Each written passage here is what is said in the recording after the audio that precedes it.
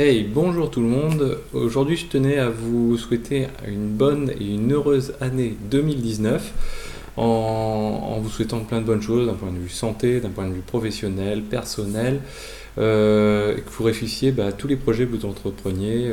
C'est un symbole de réussite à mon sens, plus que bon, l'argent, etc. La réussite en elle-même, l'idée même de la réussite et d'aboutir dans les objectifs qu'on s'est fixés, c'est à mon sens déjà une formidable récompense quoi, en fait. Qu'est-ce qu'on peut souhaiter d'autre pour cette année 2019? Bien sûr, moi je souhaiterais avoir des abonnés supplémentaires, des pouces bleus, des commentaires, faire qu'on parle un petit peu de la chaîne à droite à gauche. Après, ça se fait ou ça se fait pas. Bon, c'est pas dramatique, mais en tout cas, à l'heure actuelle, ça prend plutôt bien et ça m'encourage à continuer. Donc, je tenais vraiment à vous remercier pour la régularité à laquelle vous revenez sur la chaîne. On voit toujours un petit peu les mêmes personnes, donc ça c'est assez cool.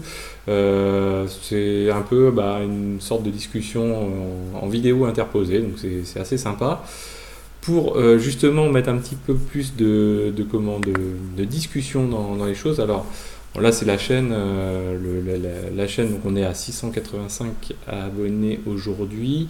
On est à 6000, on va être proche des 6500 vues.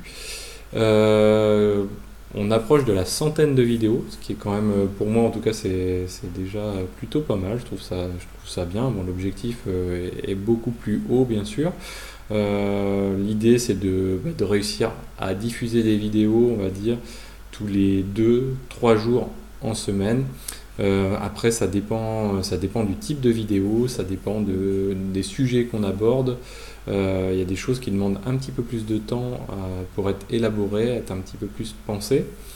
Par ailleurs, moi, les vidéos, la chaîne YouTube, je veux que ça reste quelque chose d'annexe pour moi. Et pas me poser des contraintes. J'ai déjà fait du blogging auparavant et des vidéos YouTube. Je sais qu'on peut y passer beaucoup de temps. Mon objectif, c'est pas non plus de passer ma vie à ça. Mon objectif, avant tout, c'est de partager. Donc, je préfère à la rigueur passer du temps à découvrir des choses pour les partager plutôt que de passer mon temps à les mettre en forme vraiment pour les partager. Alors, je veux pas non plus vous diffuser des choses moches. Mais c'est vrai que sur YouTube, on a l'habitude de voir des vidéos qui claquent avec des effets spéciaux partout. Il y a Yann qui en parlait très récemment sur sa chaîne YouTube. On passe quelqu'un qui veut faire des vidéos comme le font les YouTubeurs, on va dire, un peu plus connus. On passe plus de temps en fait à mettre en forme la vidéo qu'à faire le contenu. À un moment donné, il faut se poser la question de est-ce que le fond est plus important que la forme?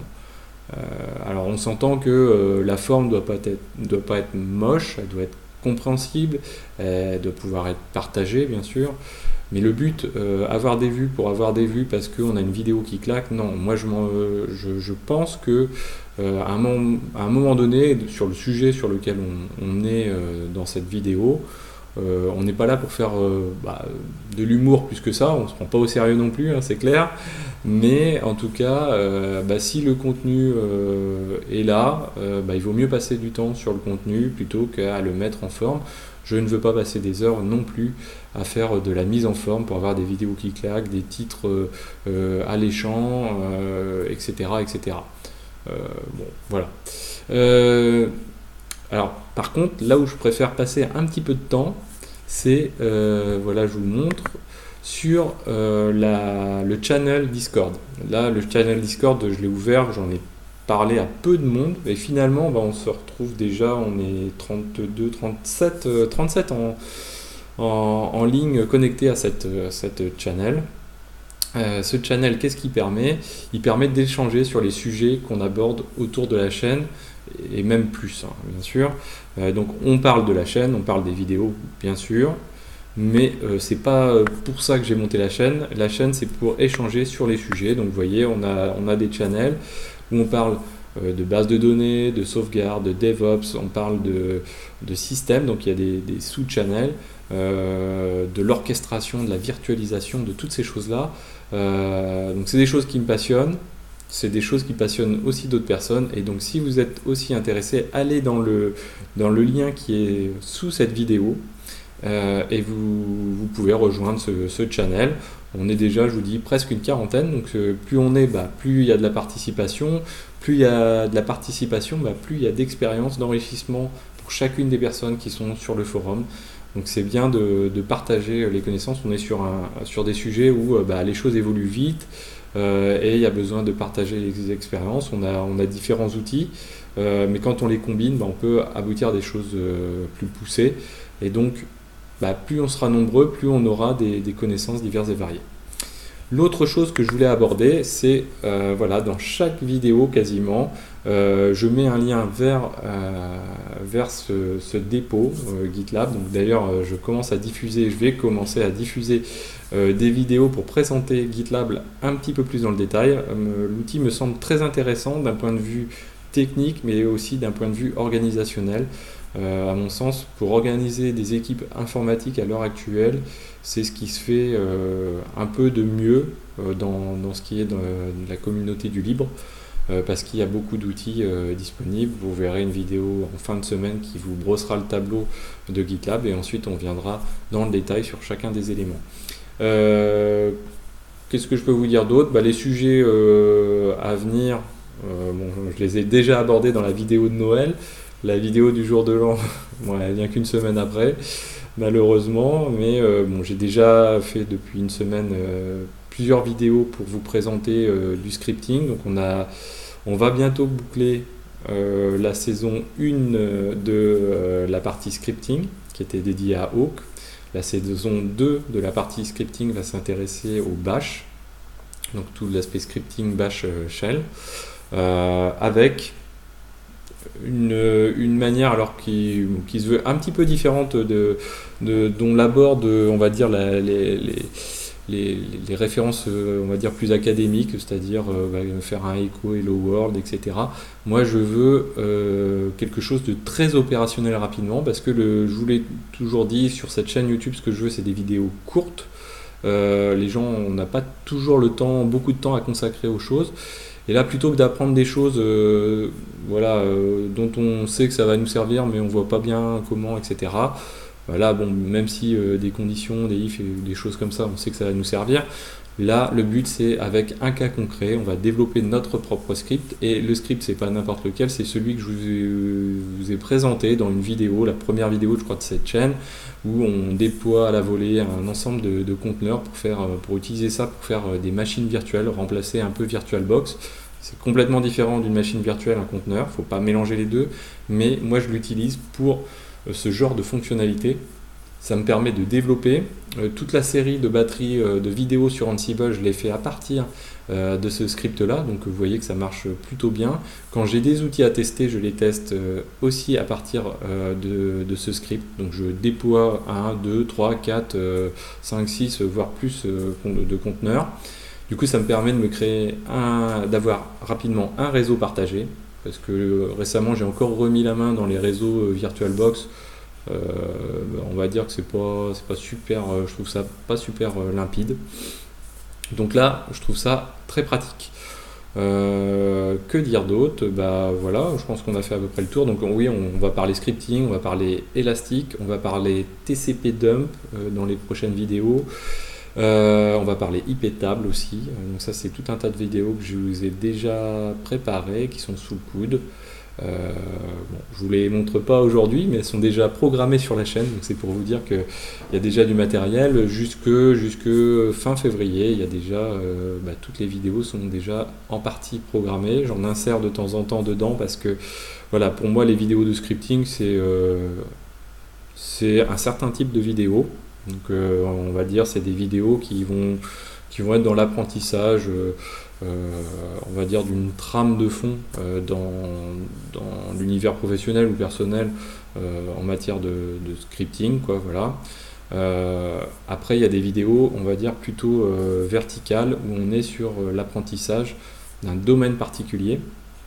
Donc Elastic par exemple, TCP dump sur les aspects diagnostic réseau, IP table sur l'aspect sécurisation de réseau aussi. Il y a aussi quelques outils encore où je vais vous présenter encore quelques outils. N'hésitez pas surtout sur le channel Discord ou en commentaire de vidéo à me dire voilà, bah, il y a tel outil qui mérite d'être connu, partagez ces choses-là. Je me ferai un plaisir de les relayer si c'est pas de la publicité, on va dire commerciale, bien sûr. Et voilà, donc je vous souhaite une très bonne année 2019. J'espère qu'elle sera florissante pour vous comme pour la chaîne Xavki. Je sais qu'il y a d'autres projets très intéressants autour du DevOps.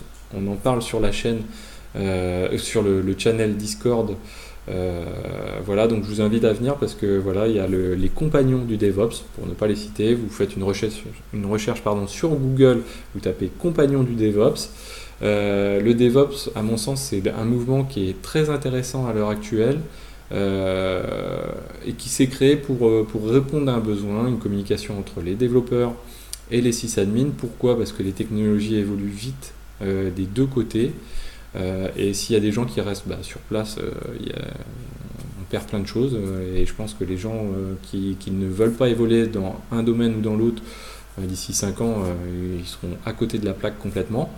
Donc il faut continuer à suivre ça. Le DevOps, c'est un mouvement continu vers l'avant, vers où il faut aller, qu'on soit développeur ou qu'on soit Ops.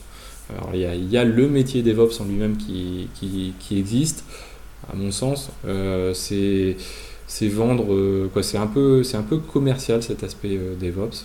Je suis désolé de le dire, mais derrière, ce qui compte le plus important, c'est ce que recouvre ce concept DevOps, c'est-à-dire déployer rapidement en créant du lien, en ayant de la fluidité entre le développeur et la personne qui gère des serveurs en matière d'administration. Donc ça, c'est important. Donc c'est s'organiser pour travailler, c'est utiliser des outils qui vont faciliter les choses. Donc voilà, GitLab en fera partie. Voilà, donc je m'arrête parce que sinon on peut continuer comme ça pendant des heures. Je pourrais vous parler des derniers films que j'ai été voir au cinéma. Je pourrais vous parler de ce que j'ai mangé à Noël. Je pourrais vous parler des jeux que je pratique. Alors il y a un jeu que je pratique et qui est pratiqué par beaucoup de monde malheureusement, qui est extrêmement chronophage.